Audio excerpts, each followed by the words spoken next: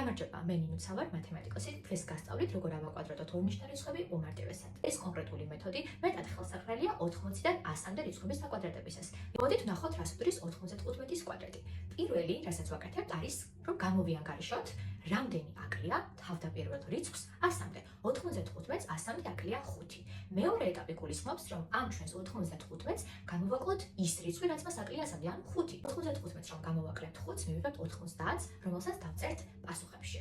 მესამე ეტაპი მოიცავს იმ რიცხვის აკვადრატებას, რამდენიც უკლია თავდაპირველ რიცხვს 100-მდე. ანუ ამ შემთხვევაში უნდა დავაკვადრატოთ 5. 5-ის კვადრატი არის 25, რომელიც უნდა მივუწეროთ ჩვენს 90-ს მარჯვნიდან. ესე იგი, 95-ის კვადრატი ყოფილა 9025. მოდით ახლა გამოვთვალოთ, რას უდრის 99-ის კვადრატი. 99-ს 100-მდე აკლია 1, ამიტომაც მას გამოვაკლებთ 1-ს. მიღებულ 99-ს დავწერთ პასუხებში.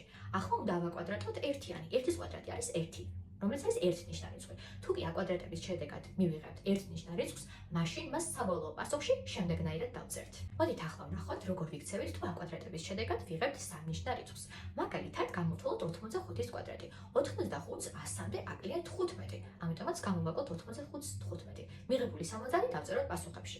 ახლა უნდა ავაკვადრატოთ 15. 15-ის კვადრატი არის 225. რაც არის სამნიშნარი. ვინაიდან და რადგანაც ორნიშნარი რიცხვის კვადრატი ვერანაირად ვერ იქნება 4 ნიშნაზე მეტი, ამიტომაც აკვადრატების შედეგად მიღებული სამნიშნარი რიცხვის, ჩვენს შემთხვევაში 225-ის ბოლო ორ ციფრს დავწერთ შედეგში 70-ის გვერდით, ხოლო აი ამ ორიანს დავუმატებთ 70-ის ნულიანს და მიღებული შედეგი იქნება საბოლოო პასუხი. ესე იგი, 85-ის კვადრატი არის 7225 სწორი.